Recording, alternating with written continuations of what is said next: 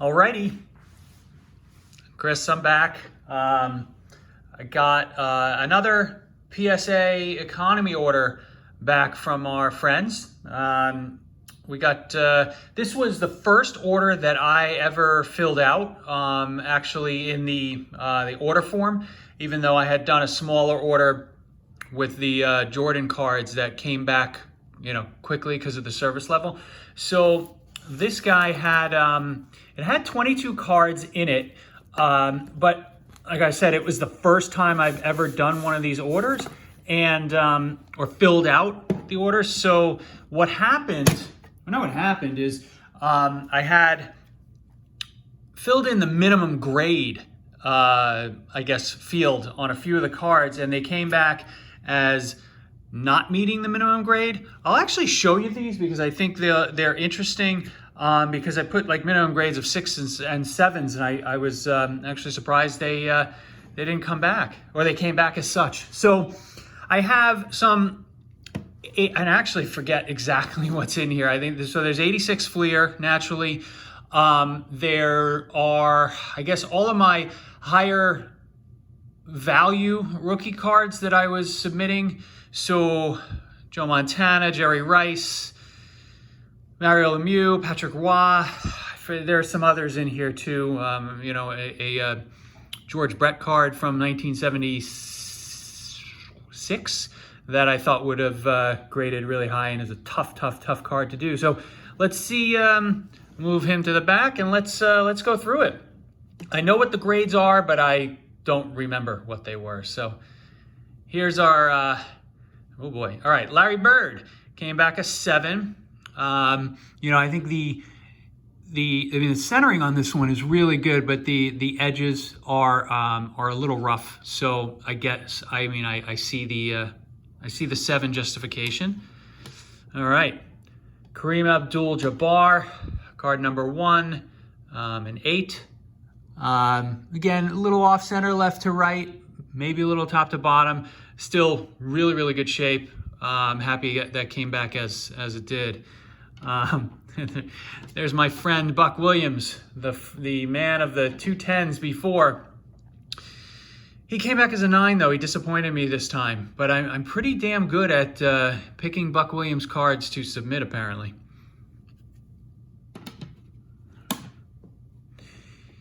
Ryan Trottier rookie card, 7. I mean, I'll have to take a look at this a little closer because this guy, to my eye, is just beautiful. There's definitely, it's not a 10, right? There's some edge issues, but this is a beautiful card.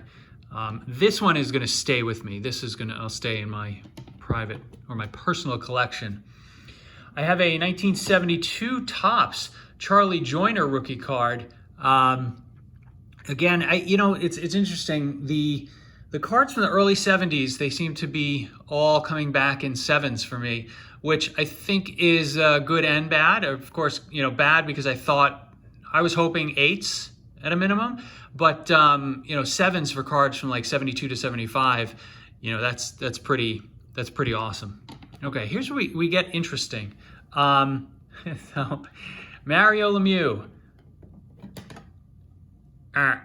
4. So I have no idea what happened here. I'll obviously have a closer look at this, because, oh shit, there it is. I don't know if the camera will pick it up. It's sort of wrinkled. Well, there it is. Okay, that makes sense.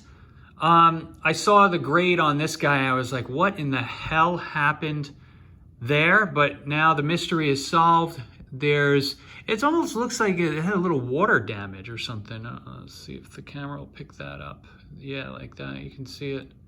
All right, well, it's, obviously that's disappointing, but at least there's certainly a valid reason, an obvious reason.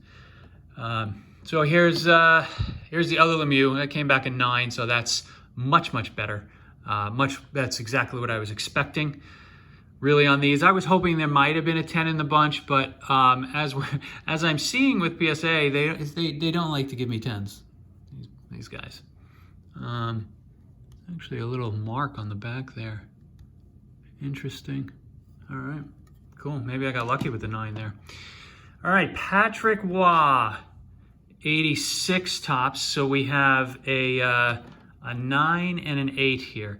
Not sure. I mean, I'll go and try to figure out what the difference is on this one. You know, in my spare time. I mean, definitely centering. You can see it, but that's probably it though. There it is. I just answered the question. Cool. Cool, fool. Oh yeah, Nolan Ryan. All right, George Brett.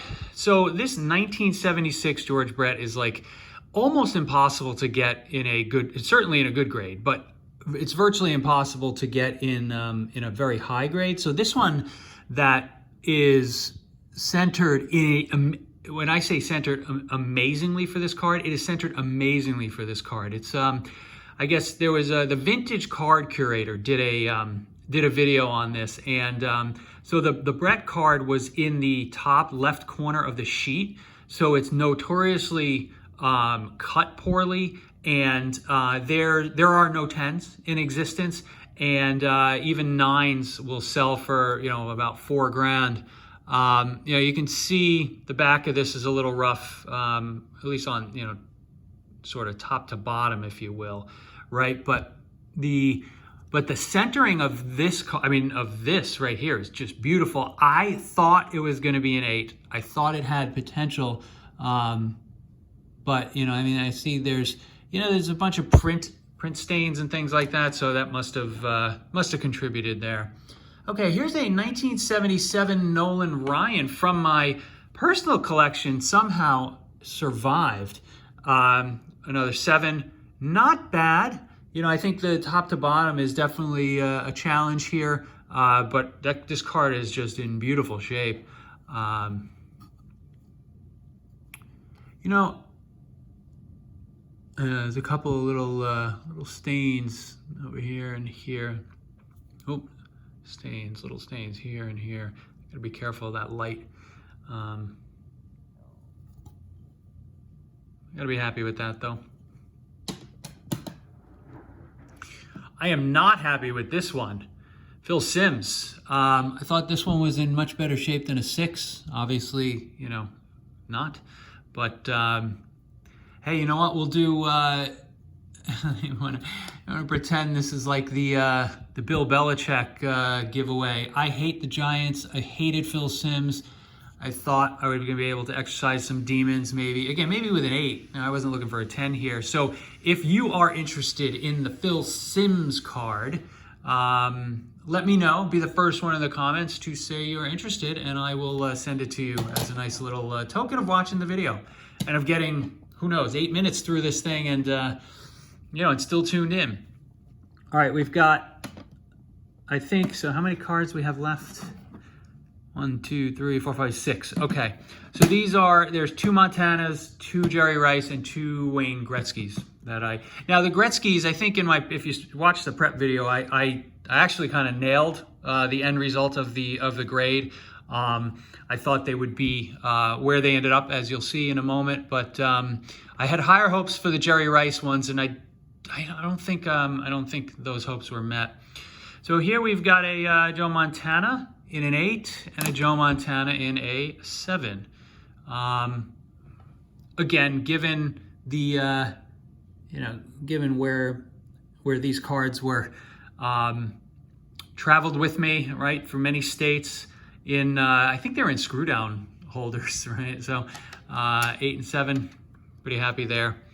All right, now there are 2 Jerry Rice guys. I think, you know, I had an 8.5 from a prior order that you saw in the background of one of the other videos that we just did. Here we got an 8 and a 7. So I was hopeful that maybe one of these was going to buy me a new car, come back a PSA 10, maybe able to sell it for 35 grand. You know, looking at it, I mean, this one definitely got some edge wear, and this corner is not very great. I don't know about this one, you know. there's a touch off center here and there, and the edge wear, there's a little edge wear on the bottom. So, you know, it makes sense. 8 and a 7, good to get those back. Those will end up on eBay. I'll keep the 8.5, I think. And then the Gretzky's, which I basically said I thought they would be, they would grade as 5s. And I was pretty close. A 5 and a 4.5. So I think they look great in the slabs, but you know, these things were definitely not perfect examples of the Gretzky card. It's interesting that this one got a better grade than this guy, because I feel like there's something going on the surface there. Yeah, it's definitely on the card. Interesting. But I mean, these cards were, you know, I got these when I was 10 years old. So these are, you know, at least, you know, 10 to 12 years old. To not have ruined those completely is pretty impressive. Alrighty. So there we go. That's the end of that. I did want to pull out these min grade cards, or the cards that didn't meet the minimum grade. PSA was kind enough to charge me, I guess, you know, for if something doesn't meet the min size requirement, they don't charge you, but something doesn't meet the minimum grade requirement, they charge you and don't slab it up. So I don't use that piece of the, I don't use that feature anymore, and kind of wish I didn't with these. So I got both of these stickers, these Fleer stickers, which, you know, again, I'm going to look at these a lot closer because they definitely will be resubmitted. But, you know, I thought that these certainly had, you know, when I put the 7s in, I was like, oh, they're definitely better than 7s, no problem. Kelly Tripucka, you know, again, I thought, even though he's more of a common card, I thought this really had a chance at a 9 or a 10. Given the centering and the corners, but I obviously missed something. I do see some print lines there, so maybe that's part of it. And then the last one here, I'm surprised that this didn't warrant a 7, right? This Rod Carew, because, you know, these cards are just so tough to get in good grades because of the black borders. But look, you know, the centering is, you know, it's not perfect, but it's certainly, I would think, better than a 7. And I think the corners and the surface and all this, you know, were really, really quite nice. I'm surprised. Again, I'll end up resubmitting these guys at some point. Yeah, so I guess that's, you know, that's a risk that you take when you fill out the form as such. And, you know, if you ask for a minimum grade and you don't get it, you get, you know, the privilege of being charged for the grading fee and don't get a slab. It is what it is. Thanks so much for joining, guys. I really appreciate it. Let me know if you've got any additional feedback. I'm not sure why I broke out the Marco Luciano cards. I think probably because I don't know. I'm not sure. Maybe I'll be looking to get rid of those soon. But I still should believe him. If I believed in him 6 months ago and he hasn't done anything other than hopefully just work out, we should be good. He should be in good shape. Thanks again for joining. I'll see you again for another video soon. Bye.